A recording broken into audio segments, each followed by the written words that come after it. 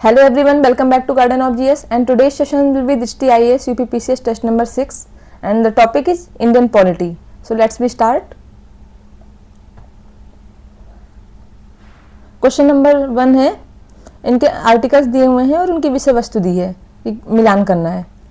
243 जे पंचायतों की अवधि, ई पंचायतों के देखिए ई जो है वो दिया हुआ है इनका अवधि, ठीक है, तो बी का 1 हो जाएगा। और इसको कैसे याद करेंगे, ई का कोड क्या होता है 5, ABCDE 5 होता है, तो ई 5 और अवधि कितनी साल होती है 5 साल, तो इसको ऐसे याद कर सकते हैं। आई का वित्त आयोग है, ठीक है। अब बचा जे और जी, तो पहले आप ऑप्शन देखिए, E1 B1, बाकी दो ऑप्शन हट गए आपके, सॉरी ये नहीं, B1 से ये दोनों ऑप्शन हट गए, और D4 है, तो बाकी बचा कौन सा आपका ऑप्शन बी। बट एक बार हम बाकी का भी देख लेते हैं। 243 जे ये पंचायतों के खातों का रख रखाव, लेखा परीक्षण, इन सबसे संबंधित है, ठीक है ये। और जी जो है वो आर्थिक विकास, सामाजिक न्याय के लिए जो योजनाएं बनाई जाती हैं उनमें पंचायतों की शक्तियाँ। तो देखिए जी फॉर हम करते हैं जनरल असेंबली, ठीक है, जी फॉर जनरल असेंबली। और जनरल असेंबली क्या है, इसमें किसकी शक्तियाँ हैं, जो पंचायत है वो इनको शक्ति देती है कि इनके लिए योजनाएं, विधानमंडल जो है वो इनको अधिकार देती है कि ये ऐसी संबंधी योजनाएं बना सकती हैं, ठीक। नेक्स्ट ऑप्शन, पंचायतों में आरक्षण के संदर्भ में कौन सा कथन सही है। अनुसूचित जाति और जनजाति के लिए आरक्षण कुल सीटों में से कम 1/3 सीटें अनुसूचित जाति या अनुसूचित जनजाति से संबंधित महिलाओं के लिए। कुल मिलाकर के ये बोल रहे हैं कि जो भी रिजर्वेशन है किसी भी कास्ट का, चाहे SC का हो चाहे ST का, उसमें 1/3 जो है वो वीमेन का होना चाहिए। तो ठीक है ये ऑप्शन, वीमेन का 1/3 रिजर्वेशन रहता है पंचायत में। संविधान के अनुसार राज्य विधानमंडल के लिए प्रत्येक पंचायत या अध्यक्ष के पदों में पिछड़े वर्ग के नागरिकों के लिए आरक्षण प्रदान करना अनिवार्य नहीं। जो SC, ST और वीमेन इन तीनों के लिए अनिवार्य है।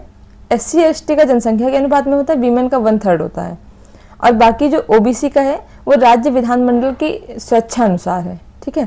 तो ये ऑप्शन गलत हो गया, तो इसका आंसर हो जाएगा ए। नेक्स्ट क्वेश्चन, राज्य वित्त आयोग के संदर्भ में कौन सा कथन सही है। राज्य का राज्यपाल, आप जब क्वेश्चन सॉल्व करें तो इन सब चीज़ों को हाईलाइट करते हुए चलें, तो जिससे आपके क्वेश्चन में जो जहाँ पे गलतियाँ हो सकती हैं वो पॉइंट सामने आ जाएंगे। जैसे राज्यपाल को राज्य विधानमंडल से कंफ्यूज कर सकता है, ठीक है। तो राज्य का राज्यपाल, और यहाँ पे जो ऊपर वाले क्वेश्चन में आपने देखा अनिवार्य को स्वैच्छिक से कंफ्यूज कर सकता है।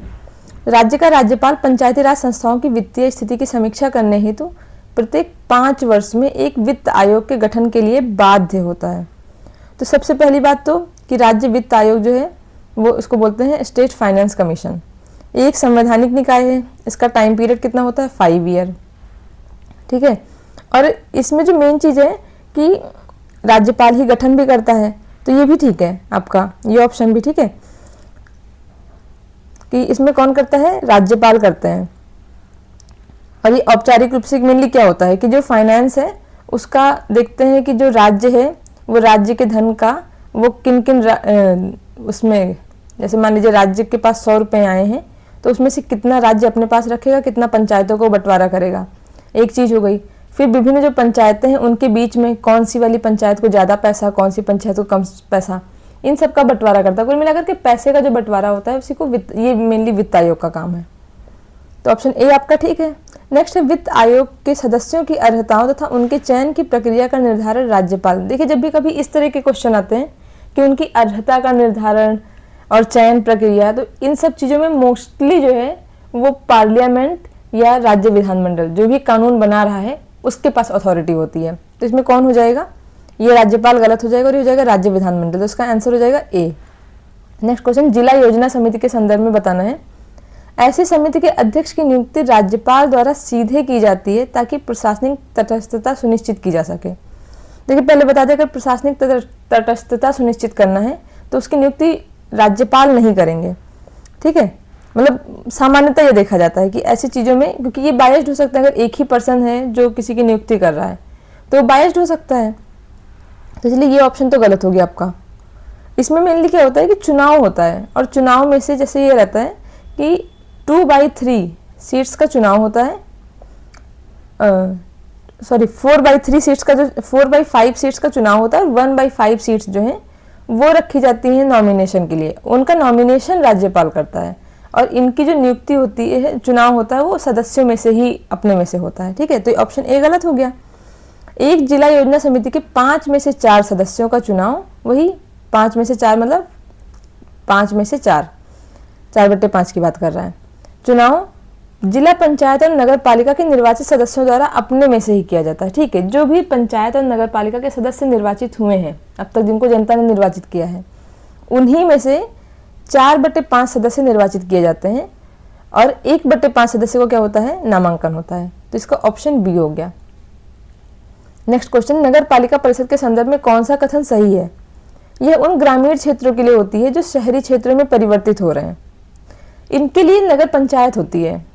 ठीक है, कि पंचायत गांव का शब्द हो गया और नगर जो है वो शहर का शब्द हो गया, तो दोनों मिला करके क्या बना दिया, नगर पंचायत। ठीक, बड़े शहरी क्षेत्रों के लिए स्थापित की जाती है। बड़ी शहरी क्षेत्रों के लिए तो जो है वो नगर निगम होता है। ठीक है, तो ये भी गलत हो गया।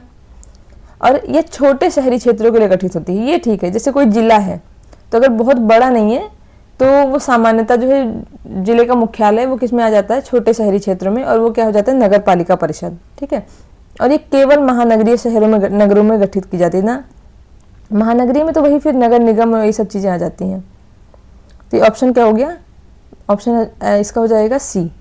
और ये कौन से एक्ट से बना है, वही 74th अमेंडमेंट एक्ट, कौन सा, 1992 का एक्ट था। ठीक है, उसी से बना है ये। पंचायती राज से संबंधित निम्नलिखित समितियों को कालक्रम में लगाना है।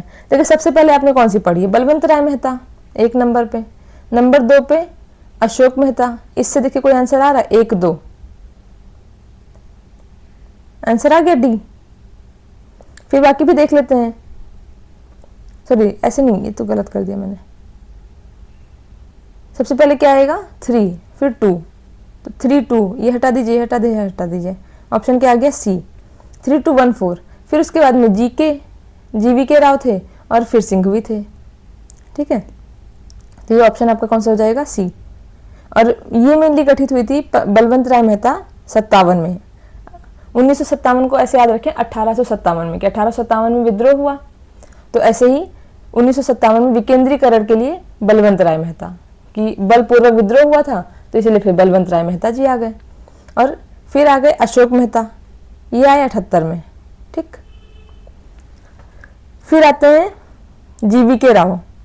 GVK राव का टाइम पीरियड था 85, और फिर सिंघवी 86। ठीक है, नेक्स्ट क्वेश्चन है, और भी कुछ समितियां गठित हुई थी, जैसे थुंगन समिति हुई थी, वो फिर 89 में हुई थी, तो वो लगातार कई सारी समितियां गठित होती चली गई थी। मेनली जो गैप दिखता है वो बलवंत राय मेहता और अशोक मेहता में दिखता है। 1857 से याद रखेंगे 1957 और फिर 78। महानगरीय योजना समिति, जैसे आपने जिला योजना समिति पढ़ा है जिसमें 4/5 सदस्य और 1/5 सदस्य का रहता है, ऐसे महानगरीय योजना समिति होता है, इसमें 2/3 और 1/3 का होता है। 2/3 का इलेक्शन होता है, 1/3 जो है वो नॉमिनेशन होता है। ये भारतीय संविधान के अनुच्छेद ZE के अंतर्गत अधिदेशित एक संवैधानिक निकाय है, तो ये ठीक है। ZE के तहत ही इसका ये हुआ है, और प्रत्येक महानगर क्षेत्र में एक महानगर योजना समिति का गठन किया जाएगा।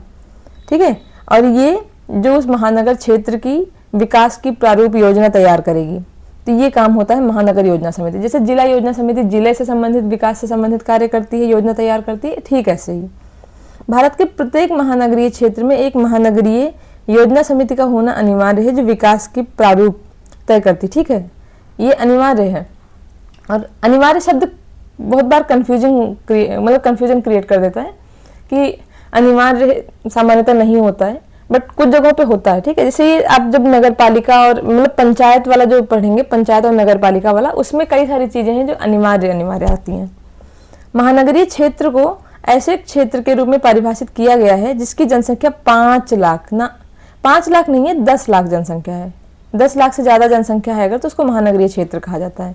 तो ऑप्शन 3 तो गलत हो गया, 1 and 2 ऑप्शन ए हो जाएगा। राष्ट्रीय आपातकाल की प्रकृति के संदर्भ में कौन सा कथन सही है? जब राष्ट्रीय आपातकाल युद्ध या बाह्य आक्रमण के आधार पर घोषित किया जाता है तो इसे बाह्य आपातकाल कहते हैं। ठीक है, और सशस्त्र विद्रोह हो तो उसे आंतरिक कहते हैं। जब सशस्त्र विद्रोह के आधार पर घोषित किया जाता है तो आंतरिक आपातकाल, ठीक है।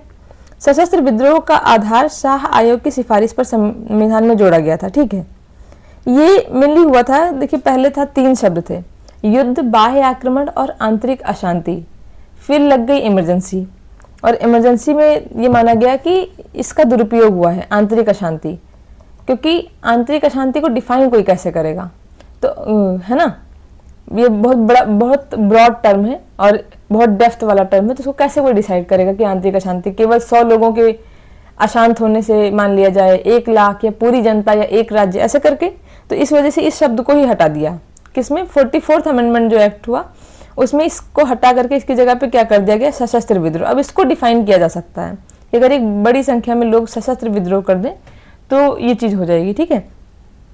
और इसके लिए क्या हुई थी, शाह आयोग बिठाया गया था, और शाह कमीशन की जो रिपोर्ट थी वो इमरजेंसी की जांच वगैरह करने के लिए और बाकी आगे सुधार के लिए रिपोर्ट देने के लिए हुई थी, ठीक है।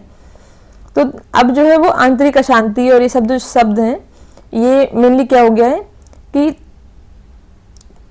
संपूर्ण भारत या किसी एक अंश, ठीक है, मतलब कोई पूरा क्षेत्र या किसी एक क्षेत्र में अगर आंतरिक सशस्त्र विद्रोह हो रहा है तो उसको क्या मान लिया जाएगा, राष्ट्रीय आपातकाल, ठीक है।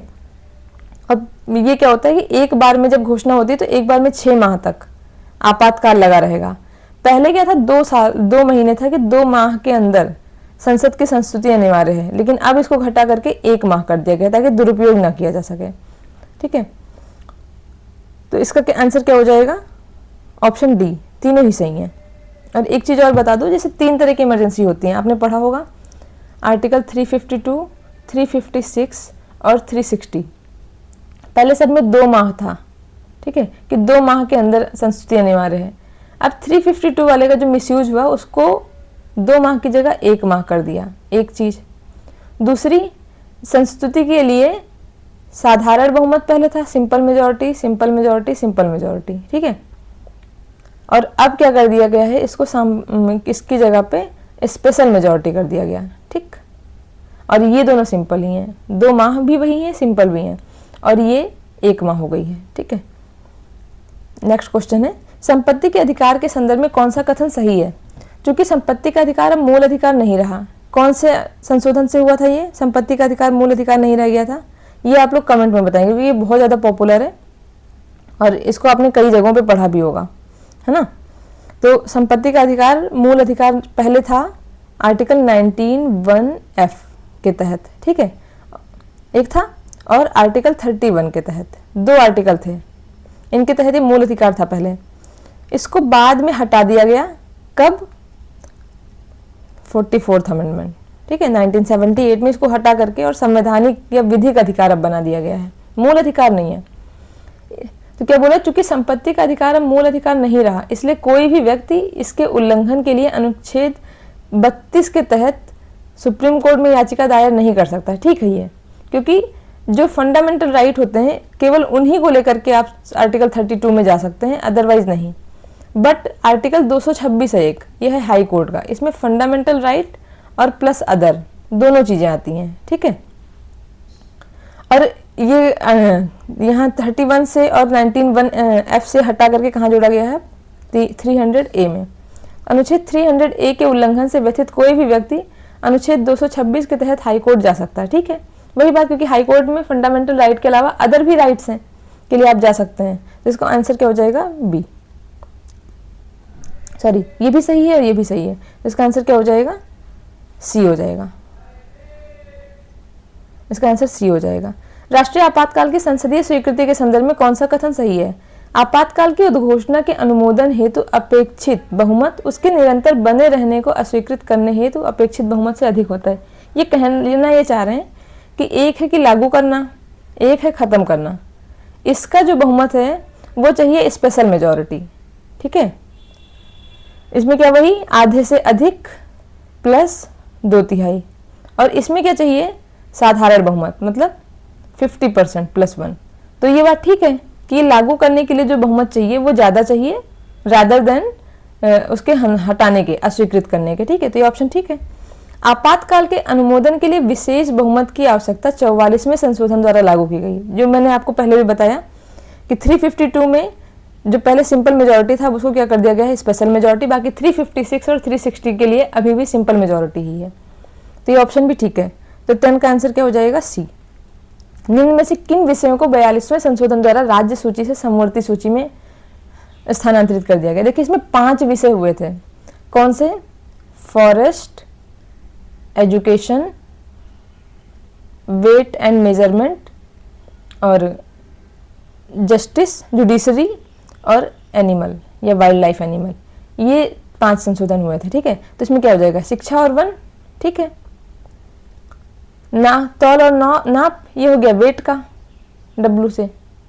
और ये क्या हो गया, फॉरेस्ट, एजुकेशन, वेट, जुडिशरी और एनिमल। एनिमल मतलब वाइल्ड लाइफ। तो ये हो गया एनिमल वाला हो गया, ये हो गया वेट वाला, और ये हो गया एजुकेशन वाला। ठीक है,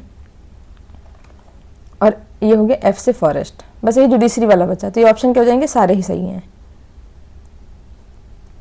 नेक्स्ट क्वेश्चन, राष्ट्रीय आपातकाल को प्रतिसंहित करने में कौन सा कथन सही है?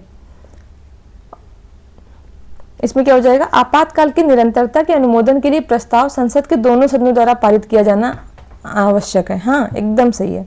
जब आपातकाल लगाया जाता है तो दोनों सदनों को पास करना अनिवार्य होता है। ठीक है, और उसमें फिर क्या होता है कि अगर राज्यसभा तो हमेशा सदन में रहती ही है, वो कभी सस्पेंड नहीं होती है, तो राज्यसभा पास कर देगी और लोकसभा जब दोबारा आएगी तो वह 1 महीने के अंदर उसको पास करना अनिवार्य होता है लोकसभा को। तो इस तरह से दोनों सदन की अनुमति चाहिए। ठीक है,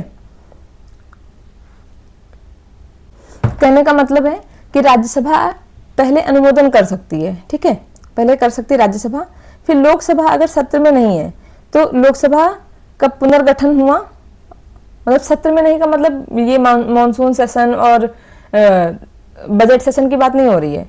मान लीजिए नई लोकसभा गठित होकर के आई तो पुनर्गठन के पश्चात, क्योंकि राज्यसभा तो खत्म होती नहीं है, उसका कोई कार्यकाल ही नहीं है, लोकसभा का 5 साल है, मान लीजिए खत्म हो गई, फिर लोकसभा दोबारा पुनर्गठित होकर के आई तो उसके 30 दिन के अंदर इसको पास करना अनिवार्य होता है। और सामान्यतः अगर दोनों हैं, अभी एग्जिस्ट कर रहे हैं, तो 1 माह बस।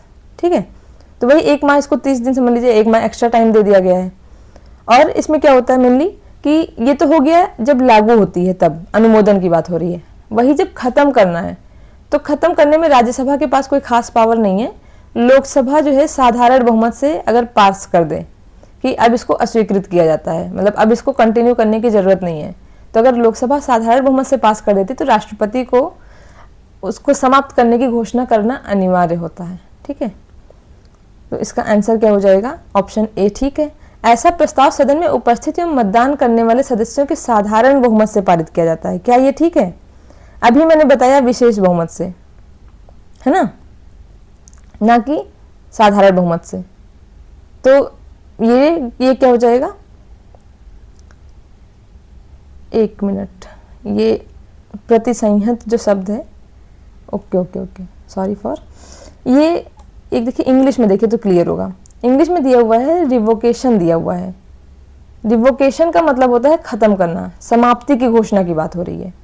ठीक है, और यही है कि अ resolution for the disapproval of the continuation, मतलब जो कंटिन्यू चल रही है उसके डिसअप्रूवल की बात हो रही है कि अब आगे हम अप्रूव नहीं करेंगे कि इसको कंटिन्यू करना है। ठीक है, मतलब कंटिन्यूएशन को खत्म करके अब क्या करना है, समाप्ति की बात करना है। तो इसमें दोनों हाउस की बात नहीं होती है, इसमें कौन करता है, सिर्फ लोकसभा। तो ये ऑप्शन आपका गलत हो जाएगा। ये शब्द थोड़ा सा ये कंफ्यूज करा दिया। ठीक है, तो वही कि आपातकाल की निरंतरता के अनुमोदन दिया हुआ है। ठीक है, मतलब अनुमोदन नहीं दिया है, अनुमोदन की बात हो रही है। तो दोनों सदनों द्वारा पारित किया जाना आवश्यक नहीं है। इसमें कौन करता है, केवल लोकसभा, और किससे, साधारण बहुमत से। तो ये गलत हो गया। ऐसा प्रस्ताव सदन में उपस्थित एवं मतदान करने वाले सदस्यों के साधारण बहुमत से। ठीक है, ये यही वाला है कॉन्सेप्ट जो मैंने ये वाला समझाया है आपको, ये यही वाला है कॉन्सेप्ट बता रहे हैं कि राज्यसभा की जरूरत नहीं है, लोकसभा साधारण बहुमत से कर देते। तो इसका आंसर क्या हो जाएगा, बी। कभी कभी हिंदी के वर्ड थोड़ा सा कंफ्यूज करा देते हैं इस तरह से, मतलब कंफ्यूज क्या, ये हमारी ही कमी है कि हम इन शब्दों को जान नहीं रहे। लेकिन कभी कभी ऐसे टेक्निकल शब्द अगर आप नहीं जान पाते हैं तो इंग्लिश में एक बार जरूर देख लिया कीजिए राष्ट्रीय आपातकाल के मूल अधिकारों पर पड़ने वाले प्रभाव के संदर्भ में बताना है। अनुच्छेद 358 के अंतर्गत 19 का निलंबन राष्ट्रीय आपातकाल की संपूर्ण अवधि तक जारी रहता है। ठीक है, ये 2 आर्टिकल हैं, ध्यान से सुनिएगा, ये बहुत इंपॉर्टेंट है। 2 आर्टिकल है, एक है 358, दूसरा है 359। 358 जो है वो केवल आर्टिकल 19 से संबंधित है। आर्टिकल 19 आप जान रहे हैं, अभिव्यक्ति की स्वतंत्रता की बात करता है। इसमें ऑल 20 और 21 को छोड़कर, ठीक है, ये दोनों नहीं है, मतलब कोई भी आप शामिल कर लीजिए, 18, 17, 16, 15, 14, 25, 26, कुछ भी इन सब में आ जाएगा, लेकिन 20 और 21 किसी भी आर्टिकल में नहीं आएगा। 358 में तो आना ही नहीं है क्योंकि इसमें केवल 19 आएगा, और 359 में 20 और 21 नहीं आएंगे। इसलिए सबसे ज़्यादा इंपॉर्टेंट आर्टिकल कौन से हो गए, सबसे ज़्यादा पावरफुल आर्टिकल कौन से हो गए, 20, इमरजेंसी के टाइम की बात करें, सबसे ज़्यादा पावरफुल कौन हो गए, 20 और 21। ठीक है, अब ये होता कैसे है, तो जब भी राष्ट्रीय आपातकाल लगा, राष्ट्रीय आपातकाल में ये नहीं कि कोई भी इमरजेंसी लग गई ना, 2 इमरजेंसी होती हैं, मतलब राष्ट्रीय आपातकाल में 2 चीजें होती हैं। कौन से, एक तो हो गया कि युद्ध और दूसरा बाह्य आक्रमण। उसमें अभिव्यक्ति की स्वतंत्रता प्रतिबंधित हो जाती है कि आप उसमें ज़्यादा स्टेटमेंट नहीं पास कर सकते हैं। सशस्त्र विद्रोह की बात नहीं हो रही है, जैसे आंतरिक अशांति के आधार पर पता चला आर्टिकल 19 को बंद कर दिया तो लोग कुछ एक्सप्रेस ही नहीं कर पा रहे, तो ना, तो आंतरिक अशांति की जगह पर क्या आ गया, सशस्त्र विद्रोह। इसमें भी नहीं है, अगर देश की जनता ने सशस्त्र विद्रोह किया है तो आर्टिकल 19 के पावर उनके पास रहेगी। लेकिन अगर युद्ध और बाह्य आक्रमण ये 2 चीजें अगर हुई हैं तो उसमें आर्टिकल 19 सस्पेंड हो जाता है जिस दिन से वो इमरजेंसी लागू होती है उसी दिन से। ठीक है, तो ये ऑप्शन ठीक है। नेक्स्ट है अनुच्छेद 359 के अंतर्गत अधिकारों के प्रवर्तन का निलंबन आपातकाल की अवधि से कम समय के लिए भी किया जा सकता है। ठीक है, ये तो पूरे टाइम रहेगा 358। ठीक है, इसमें तो कोई इफ बट है नहीं, 2 कंडीशन होनी चाहिए, युद्ध या बाह्य आक्रमण, बस। अगर ये है तो जिस दिन से इमरजेंसी लागू उस दिन से ये खत्म हो जाएगा, और जिस दिन इमरजेंसी खत्म होगी उस दिन अपने आप आर्टिकल 19 फिर से आ जाएगा अस्तित्व में। ठीक है, आर्टिकल 359, पहली बात तो इसमें राष्ट्रपति जिसको चाहेंगे जिस आर्टिकल को उसको निलंबित करेंगे, एक चीज।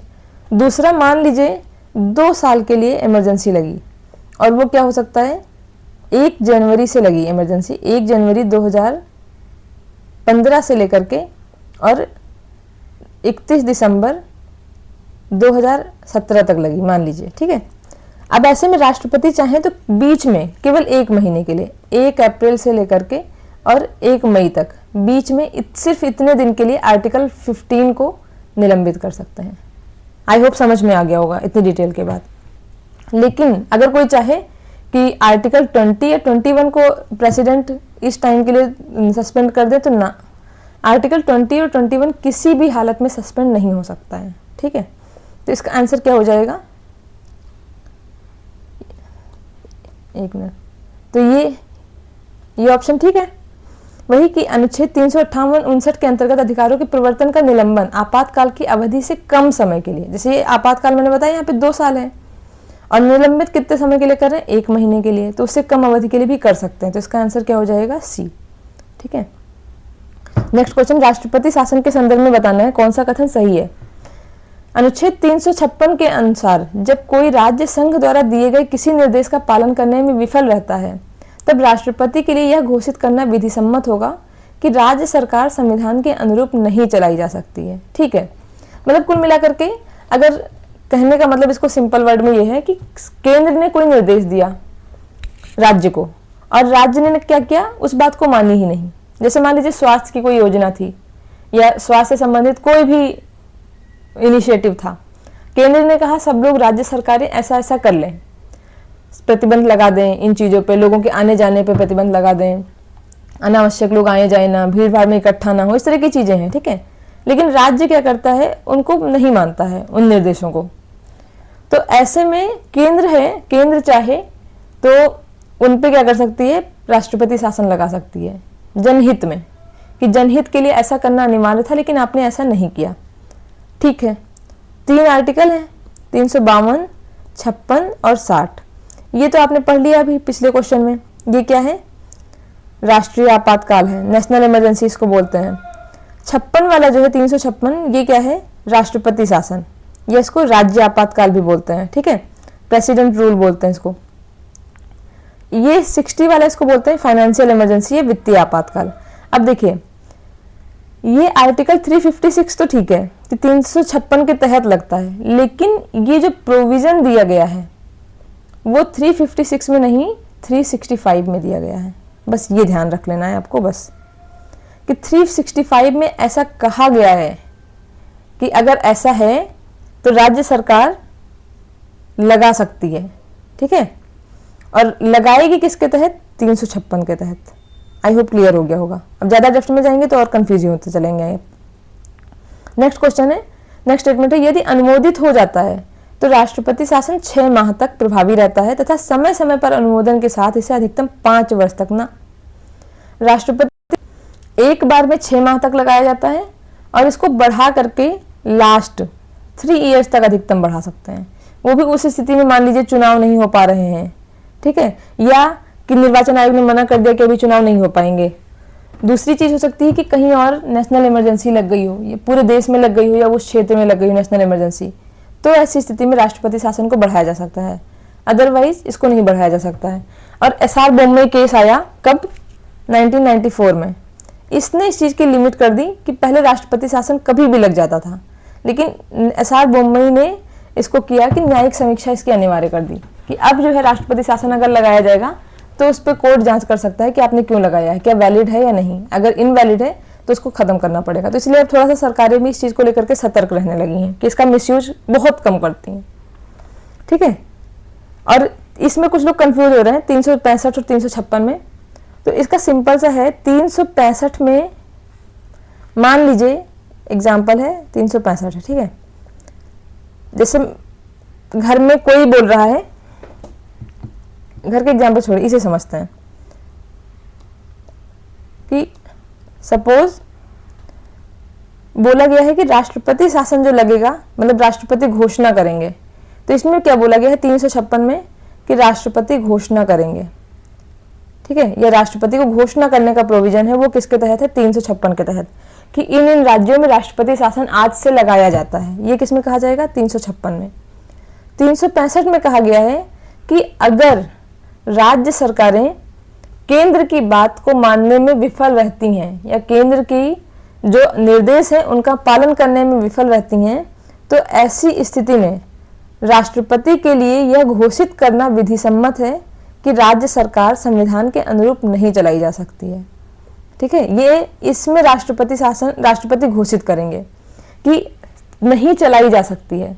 उसका सॉल्यूशन किस में देंगे? 356 में बोलेंगे कि अनुच्छेद 365 के अनुसार यह घोषित किया जा रहा है कि राष्ट्रपति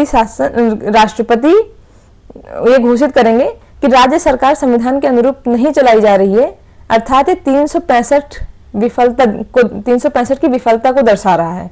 इसलिए अनुच्छेद 356 के अंतर्गत आज से इस देश में राष्ट्रपति शासन घोषित किया जाता है, ठीक है। इसका आंसर क्या हो जाएगा? दोनों ही ठीक है, इसका आंसर हो जाएगा सी। सॉरी, ये वाला गलत है क्योंकि इसमें 5 साल नहीं बल्कि 3 साल होना चाहिए था। तो इसका आंसर क्या हो जाएगा? ऑप्शन, दोनों ही गलत। ओके ओके, सॉरी सॉरी, इसमें दोनों ही चीज थोड़ा सा मैंने ऐसे कर दिया तो बहुत गंदा सा लगने लगा है, फिर से करा देते हैं इसको। इसमें देखिए क्या गलती है? 356, एक तो ये गलत है इसलिए ये गलत हो गया, क्योंकि यहाँ पे क्या होना चाहिए था? 365, और इसमें जो है टाइम पीरियड 5 वर्ष लिखा हुआ है, ये कितना होना चाहिए था? 3 साल, इसलिए ये भी गलत है। तो इसका आंसर हो जाएगा डी। नेक्स्ट क्वेश्चन है, संविधान के 44वें संशोधन अधिनियम द्वारा राष्ट्रीय आपातकालीन प्रावधानों के संबंध में कुछ सुरक्षा उपाय दिए गए हैं। क्या ये किस आर्टिकल की बात कर रहे हैं? 344वें संशोधन की बात कर रहे हैं। राष्ट्रपति राष्ट्रीय आपातकाल की घोषणा केवल केंद्रीय मंत्रिमंडल की लिखित सिफारिश पर ही कर सकता है। क्या ये ठीक है? हाँ, तो केंद्रीय मंत्रिमंडल की लिखित सिफारिश होनी चाहिए। और देखिए हर जगह पे संविधान में मंत्री परिषद शब्द यूज हुआ है, बट 44वें संशोधन में इन्होंने बोला मंत्रिमंडल, ठीक है, मंत्रिमंडल की लिखित सिफारिश, ठीक है। तो ये प्रोविजन कब से आया है? 44th अमेंडमेंट से, तो ये ठीक है। राष्ट्रीय आपातकाल की उद्घोषणा को संसद द्वारा 2 माह के भीतर, ना पहले 2 माह था, लेकिन इसको भी 44 के तहत क्या कर दिया गया है? 1 माह। तो ये ऑप्शन गलत हो गया। लोकसभा को आपातकाल की निरंतरता को अस्वीकृत करने की शक्ति प्रदान की गई है। लोकसभा को, हाँ ठीक है, ये देखिए अस्वीकृत करने की बात हो रही है ना, जो मैंने बताया था कि लागू करने में दोनों का रोल रहता है, लोकसभा और राज्यसभा दोनों का, लेकिन जब अस्वीकृत करना होता है या समाप्त करना होता है तो लोकसभा साधारण बहुमत से कर देती है, ठीक है। 44वें संशोधन द्वारा वित्तीय आपातकाल के प्रावधानों को प्रतिसंहत, अभी आपने पढ़ा था इंग्लिश वाले में, तो उसमें क्या था? एबॉलिश्ड। तो एबॉलिश नहीं किया गया है, ये तो कंटिन्यू है ही है, इसमें कुछ किया ही नहीं गया है 44th में, तो ये गलत हो गया। और 360 के तहत अभी भी आज भी तो नेशनल फाइनेंशियल इमरजेंसी लागू ही है, मतलब लागू है का मतलब प्रोविजन है, आज तक कभी लागू हुई नहीं है बट प्रोविजन तो है ही है। तो इसका आंसर हो जाएगा 1 और 3 बी। सूची है, इनकी विषय वस्तु है। आर्टिकल 5 है राज्य, सॉरी आर्टिकल 5 है संघ, 6 है राज्य और 14 है संघ राज्य के अधीन सेवाएं, और 11 और 12 में इनके संबंध हैं, जिसमें से जो एग्जीक्यूटिव और लेजिस्लेटिव रिलेशन है वो है दोनों 11 में, और 12 में है फाइनेंशियल, ठीक है। तो इसका मिला लीजिए, A4 B2, A4 B2, C1 और D3, तो ऑप्शन डी हो जाएगा। नेक्स्ट क्वेश्चन, इनका युग्म सही सुमेलित करना है। आपराधिक विधि समवर्ती सूची, विवाह एवं तलाक समवर्ती सूची, दिवालियापन एवं अक्षमता संघ सूची, इसमें से बताना है कि कौन सा सही है। तो ये तीनों ही जो है समवर्ती सूची से संबंधित है, तो इसमें कौन सा? ये सही हो गया, ये सही हो गया। दिवालियापन एवं अक्षमता ये भी समवर्ती सूची से संबंधित है, तो ये ऑप्शन गलत हो गया। मेनली क्या रहता है कि जो बहुत ज्यादा महत्व के विषय रहते हैं उनको रखते हैं केंद्र सरकार में, जो कम महत्व के विषय होते हैं उनको रखते हैं राज्य में, और जो दोनों तरह से रहते हैं, मतलब बहुत ज्यादा महत्व के नहीं है लेकिन महत्व के भी हैं, उनको रखते हैं समवर्ती सूची में। जैसे शिक्षा हो गया, आपराधिक विधि, विवाह, ये सब तो देख ही लिया आपने, दिवालियापन अक्षमता हो गया, वन हो गया, श्रमिक संघ हो गया, और अभी आपने पढ़ा था वेट वाला और वन्य जीव, ये सारे क्या हो गए? ये हो गए समवर्ती सूची में, तो ये उसका ऑप्शन हो जाएगा ए।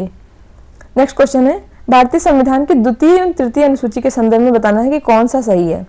द्वितीय अनुसूची में संवैधानिक पदाधिकारियों के वेतन एवं भत्तों से संबंधित प्रावधान दिए गए हैं, हाँ ठीक है। द्वितीय अनुसूची में वेतन एवं भत्ते हैं, जिसमें किसके किसके हैं? वेतन प्रेसिडेंट एंड गवर्नर के, ठीक है, और स्पीकर, लोकसभा के स्पीकर और उपसभापति, ठीक है, ये उपसभापति हैं राज्यसभा के, इनके वेतन भत्ते हैं। सुप्रीम कोर्ट और हाई कोर्ट के जज के दिए हुए हैं, इसके अलावा कैग का दिया हुआ है। इतने लोगों के वेतन भत्ते किसमें दिए? मतलब देखिए संसद से संबंधित बस केवल स्पीकर और उपसभापति केवल 2 हैं, बाकी कोई नहीं है। तो उनका मुखिया, मतलब हर जगह के जो मुखिया लोग हैं उनको रखा गया है वेतन भत्तों में, ठीक है। नेक्स्ट पॉइंट है, तृतीय अनुसूची में केंद्रीय मंत्रियों एवं राज्य मंत्रियों की शपथ का उल्लेख है, ये भी ठीक है। जो तीसरी अनुसूची है जिसमें शपथ की बात है, तो देखिए आप राष्ट्रपति की शपथ का अनुच्छेद अलग है, राज्यपाल की शपथ का अनुच्छेद अलग है। इसमें क्या रखा गया है? अब देखिए संसद में कौन कौन होते हैं? एक तो मिनिस्टर होते हैं, वो संसद और राज्य विधानमंडल दोनों की बात हो रही है। एक तो मंत्री हो गए, एक मेंबर हो गए, और एक जो नॉमिनेटेड मेंबर है, मतलब जो इलेक्शन लड़ेंगे, इन तीनों की शपथ होती है इसमें। इन तीनों की शपथ के अलावा इसमें प्रेसिडेंट और इनकी नहीं होती है, गवर्नर की। बाकी सुप्रीम कोर्ट के जो जज हैं, जो जजेस हैं इनकी और कैग की, इसकी दोनों में आती है। मतलब वेतन भत्तों में भी इनका नाम आता है और शपथ में भी इनका नाम आता है। तो ये ध्यान रखिएगा, इस तरह का क्वेश्चन आ चुका है पहले।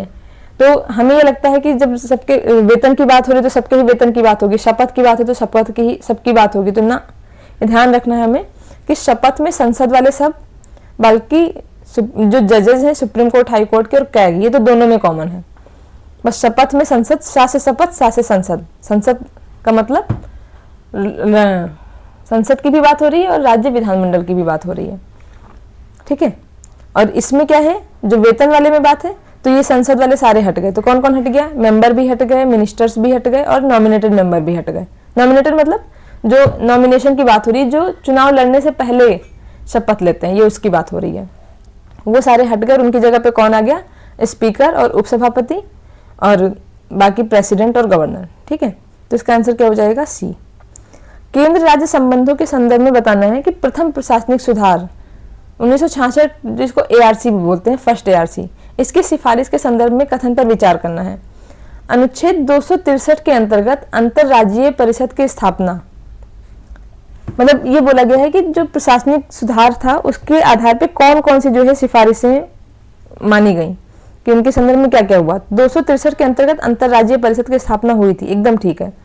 और जो पहला प्रशासनिक आयोग था उसके अध्यक्ष कौन थे, मोरारजी देसाई थे, और बाद में मोरारजी देसाई की जगह पे के हनुमंतैया बन गए थे इसके अध्यक्ष, ठीक है। तो एक तो था कि 263 के अंतर्गत अंतरराज्यीय परिषद की स्थापना हुई फर्स्ट ARC से, ठीक है। फिर सार्वजनिक जीवन में दीर्घ अनुभव और गैर दलीय दृष्टिकोण रखने वाले व्यक्तियों को राज्यपाल नियुक्त किया जाना, ये भी था फर्स्ट ARC में, कि जो राज्यपाल से संबंधित, देखिए जो भी बड़े बड़े आए हैं प्रशासनिक सुधार आयोग, उसमें राज्यपाल के बारे में जिक्र जरूर किया गया है कि राज्यपाल को बहुत बायस्ड नहीं होना चाहिए और सक्रिय राजनीति में नहीं होना चाहिए। तो ये हो गया, ठीक है, कि किसी भी दल से संबंधित ना हो और अनुभव होना चाहिए उनको। राज्यों की केंद्र पर निर्भरता कम करने हेतु उन्हें वित्तीय संसाधनों का हस्तांतरण किया गया। अध्यक्ष कौन है, मोरारजी देसाई, ठीक है।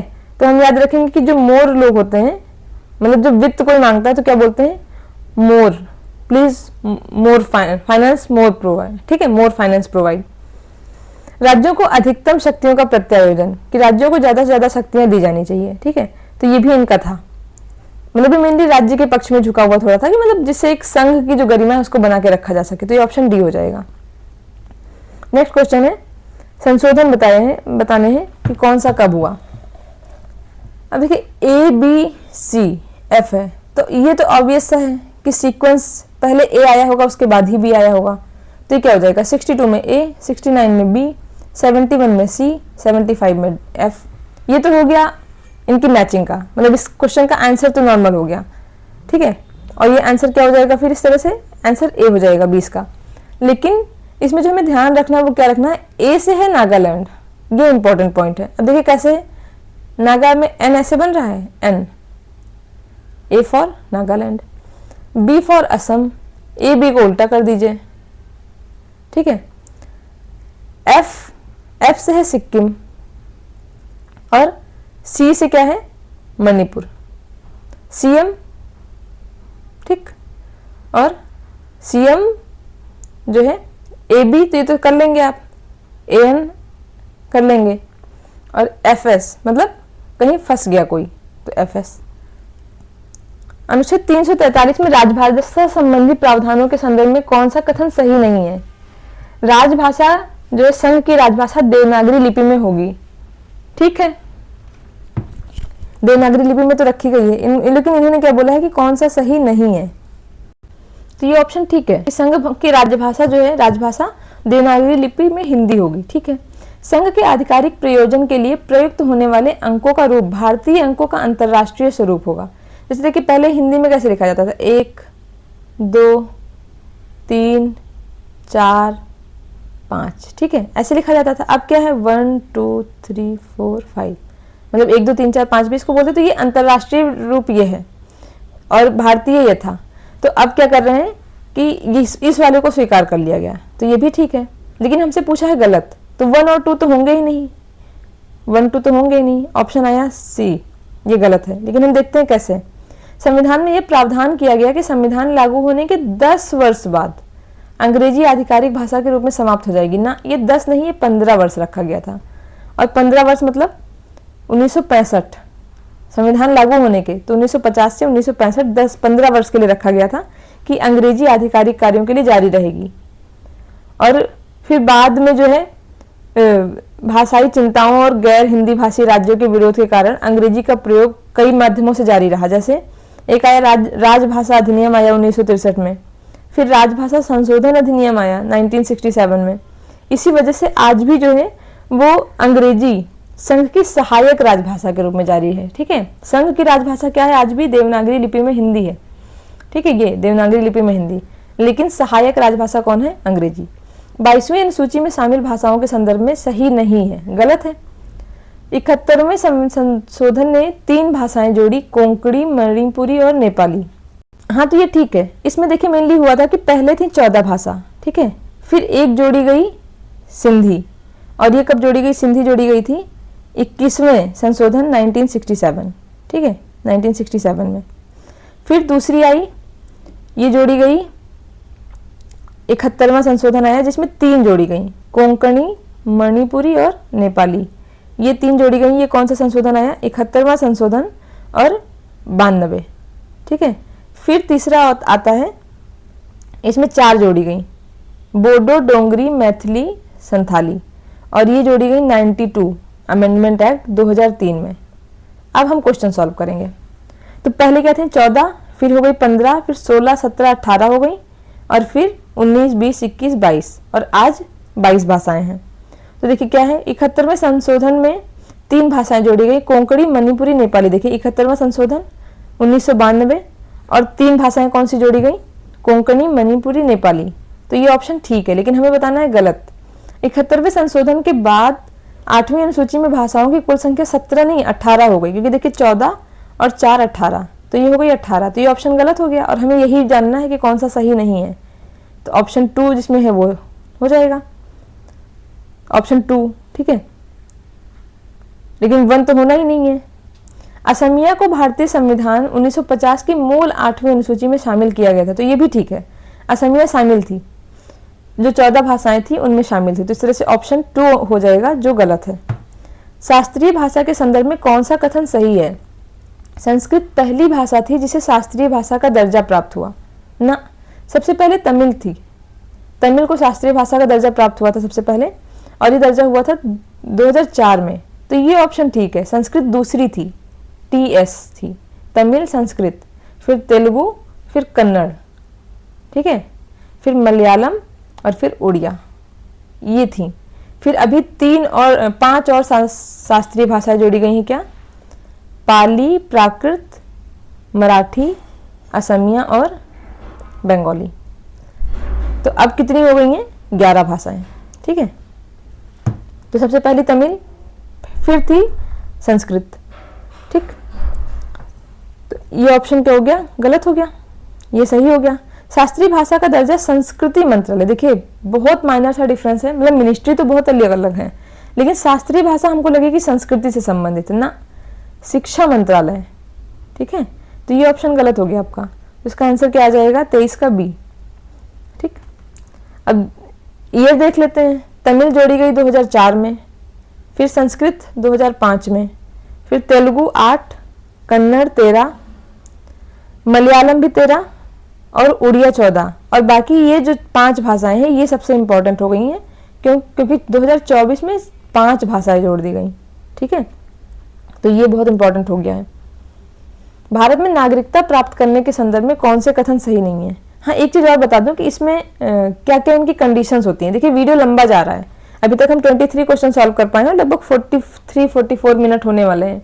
लेकिन ये आप ध्यान रखिए कि आप इस वीडियो को जब पूरा कंप्लीट कर लीजिए, उसके बाद आप ईमानदारी से एक बार सोचिएगा, क्या सच में आपको कुछ भी फायदा हुआ? मतलब 2-4% भी आपकी नॉलेज इन्हेंस हुई या नहीं हुई? अगर हुई हो तो ईमानदारी से एक बार चैनल को सब्सक्राइब कर लीजिएगा, लाइक कर लीजिएगा, आपकी मर्जी है, कोई फोर्स नहीं है, बट मुझे भी थोड़ा सा रिवार्ड सा फील होता है ऐसे में। बाकी मैं पढ़ाती रहूंगी, आप पढ़ते रहेंगे, है ना। तो इसमें एक चीज बता दूं कि इसमें 4 कंडीशंस होती हैं, 4 कंडीशंस होती हैं जिसके आधार पे सांस्कृतिक भाषा का, शास्त्रीय भाषा का दर्जा दिया जाता है। अब आप सोचेंगे ऐसे तो कोई भी भाषा दर्जा पा सकती थी, भोजपुरी भी तो पा सकती है, लेकिन नहीं पाई। क्यों? क्योंकि कुछ कंडीशंस हैं, भारत सरकार ने इनके मानदंड निर्धारित किए हैं। एक तो कि जो साहित्य है वो 1500 से 2000 साल पुराना होना चाहिए, एक कंडीशन ये है, ठीक है। और इसको प्राचीन साहित्य का एक संग्रह होना चाहिए जिसको विरासत माना जा रहा हो, ठीक। 2 चीजें हो गई। तीसरा है कि इसकी मौलिक साहित्यिक परंपरा होनी चाहिए, मौलिक होना चाहिए, किसी से उधार लिया नहीं होना चाहिए। और ये शास्त्रीय भाषा और साहित्य जो है ये आधुनिक रूप जो है इनके, इनसे भिन्न होने चाहिए। ठीक, तो ये 4 कंडीशंस हैं। तो कंडीशंस अगर आ गई तो बहुत डेप्थ का क्वेश्चन आ जाएगा, लेकिन फिर भी ये आपको ध्यान रखना है। भारत में नागरिकता प्राप्त करने के संदर्भ में बताना है। जन्म द्वारा नागरिकता, नागरिकता अधिनियम 1955 द्वारा विनियमित है। ठीक है, जो नागरिकता संबंधित प्रावधान है उसमें एक चीज दी हुई है, अनुच्छेद 5 से 11 तक है। ठीक है, भाग क्या है इसका 2।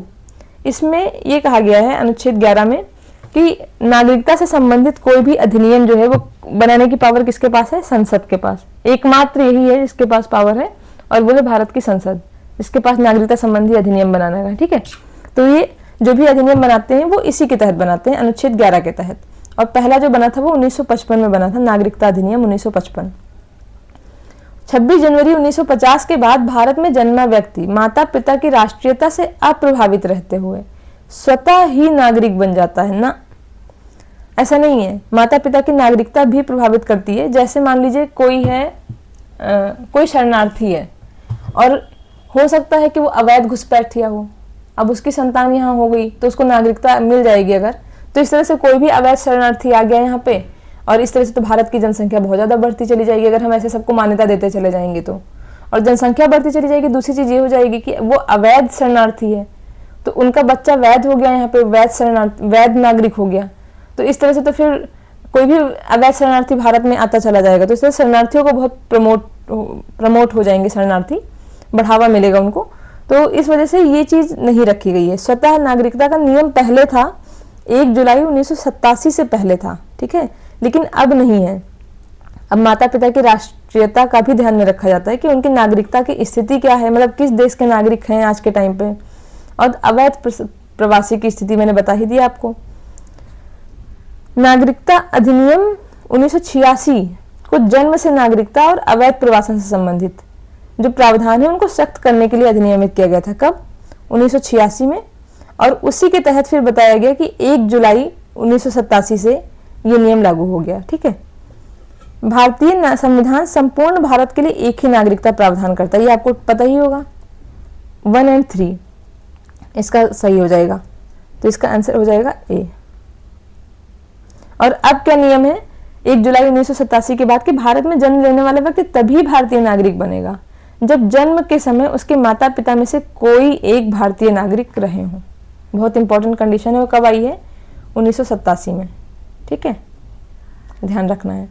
और मैंने क्या बताया था? 1957 बलवंत राय मेहता, 1978 अशोक मेहता, फिर 85 JVK राव। ठीक है, और आगे आप बताएंगे सिंघवी की, आप बताएंगे 86, है ना।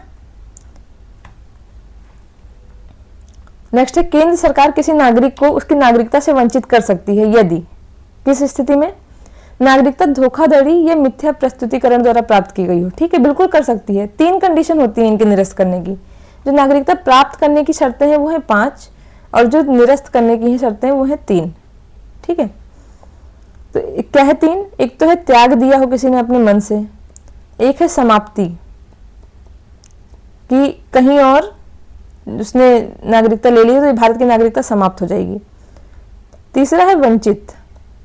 वंचित इंपॉर्टेंट है कि इसमें सरकार वो चाहे कहीं की नागरिकता पाया हो चाहे ना पाया हो, लेकिन ये वंचित कर सकती है। वही नागरिकता धोखाधड़ी से या मिथ्या प्रस्तुतिकरण से अगर द्वारा प्राप्त की गई हो, नागरिक ने भारतीय संविधान के प्रति निष्ठाहीनता प्रदर्शित की हो तो भी ठीक है। नागरिक लगातार 5 वर्षों तक सामान्य रूप से भारत के बाहर निवासरत रहा हो। ये 5 वर्ष की शर्त नहीं है इसमें। ठीक है, यह है 7 वर्ष की। अगर 7 वर्ष तक वो बाहर रहा है लगातार तो उसकी नागरिकता से वंचित हो जाएगा। तो ये ऑप्शन गलत हो गया।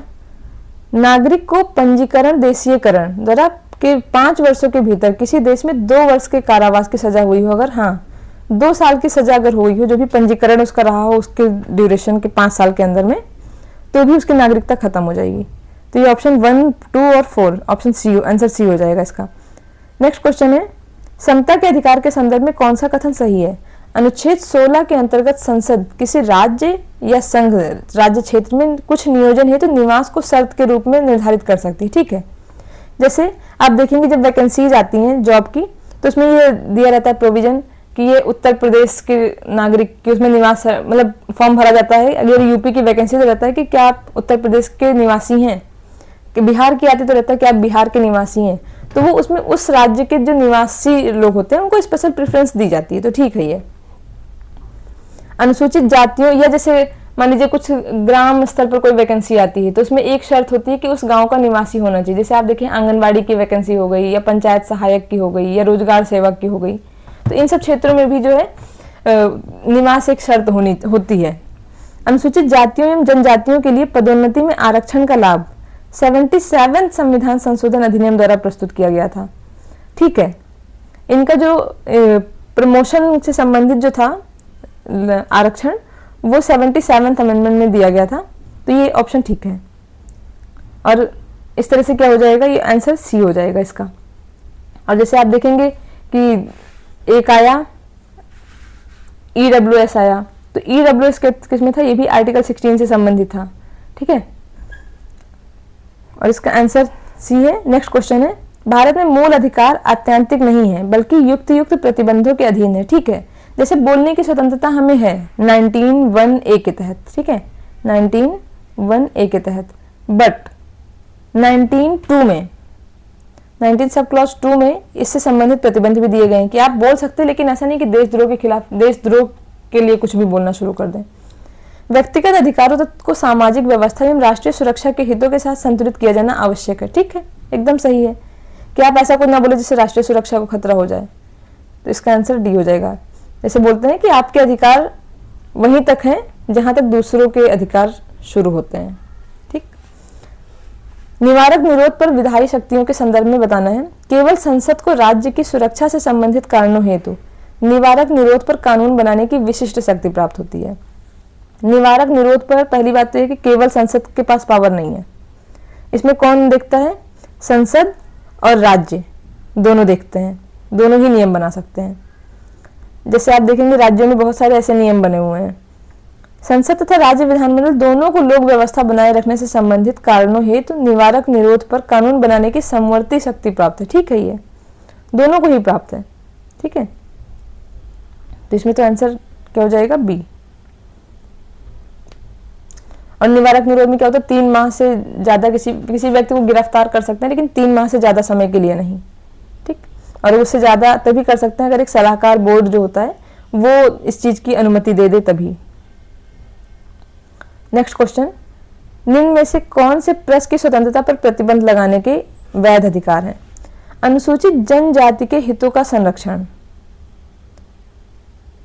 प्रेस की स्वतंत्रता जनजाति के हितों के संरक्षण से संबंधित नहीं है। इसमें मेनली क्या है, भारत की प्रभुता अखंडता, ये 19(2) की बात हो रही है प्रेस की स्वतंत्रता पे। ठीक है, राज्य की सुरक्षा, लोक व्यवस्था, मानहानि, न्यायालय का अवमान जिसको कंटेम्प्ट ऑफ कोर्ट बोलते हैं, अपराध के लिए बढ़ावा देना, अगर ऐसी चीजें हैं कोई भी तो उसमें माना जाता है। तो ये अनुसूचित जनजाति का तो ये तो गलत हो गया। ये मैंने बताया कि न्यायालय का अवमान एवं मानहानि मतलब कंटेम्प्ट ऑफ कोर्ट की बात हो गई। ठीक, कंटेम्प्ट ऑफ कोर्ट। ठीक है, भारत की संप्रभुता एवं अखंडता, ये भी ठीक है। किसी व्यक्ति की निजता का संरक्षण, किसी व्यक्ति की निजता के संरक्षण के लिए प्रेस पर प्रतिबंध नहीं लगा सकते हैं। जैसे मान लीजिए कि कोई नेता है, वो उनकी संपत्ति का अधिकार या उन्होंने कोई क्राइम कर दिया, वो तो हो गया निजता का संरक्षण। अब वो चाहते हैं कि ये मीडिया में ना आए, तो ये निजता का संरक्षण हो गया। लेकिन अगर एक एज अ लीडर हमें एक लोकसभा सांसद के रूप में हमको उनको चुनना है, MP एज अ MP, तो हमें जानने का अधिकार है कि उन पर कितने क्रिमिनल केसेस चल रहे हैं, कितनी प्रॉपर्टी है उनके पास। तो वो तो इस चीज का हवाला दे देंगे ऐसे तो कि फिर तो निजता का संरक्षण है, तो फिर अखबार में हमारे बारे में इस तरह की खबर क्यों छापी जा रही है। तो इसलिए इसको क्या है, प्रेस की स्वतंत्रता पर प्रतिबंध का वैध आधार नहीं है, तो ये ऑप्शन गलत हो जाएगा। तो इसका आंसर बी हो जाएगा। नेक्स्ट क्वेश्चन, भारत में अल्पसंख्यक अधिकार के संदर्भ में कौन सा सही है? भारतीय संविधान जनसंख्या के आधार पर अल्पसंख्यक शब्द को परिभाषित करता है, गलत है ये। 2 आर्टिकल है इसके लिए, 29 और 30, बट इसमें अल्पसंख्यक शब्द को परिभाषित नहीं किया गया, ध्यान रखना है। संविधान केवल धार्मिक और भाषाई अल्पसंख्यकों को ही मान्यता देता है, ध्यान रखना, केवल शब्द लगा है, लेकिन सच में ये केवल 2 ही को मान्यता देता है। किसको? भाषाई और धार्मिक अल्पसंख्यकों को। राष्ट्रीय अल्पसंख्यक आयोग अधिनियम 1992 के तहत 6 धार्मिक समुदायों को राष्ट्रीय स्तर पर अल्पसंख्यक के रूप में मान्यता दी गई, एकदम सही है। 6 धार्मिक अल्पसंख्यक कौन कौन से हैं? मुस्लिम, जैन, बौद्ध, सिख, ईसाई और पारसी।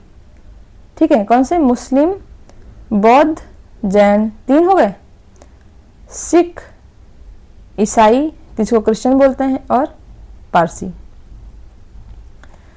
और ये ध्यान रखना है कि ये जो है, जो 6 हैं उनमें से सबसे बड़ा जो अल्पसंख्यक समुदाय है वो कौन सा है? मुस्लिम समुदाय। और ये सारे कितने हैं? धर्म के आधार पर ही हैं। अभी भाषाई आधार पर ऐसा कोई सच दिया नहीं गया है, लेकिन प्रोविजन है कैसा कर सकते हैं। तो ये ऑप्शन भी सही हो जाएगा। तो इसका आंसर क्या हो जाएगा? बी। तो आज के लिए इतना ही। Thank you so much.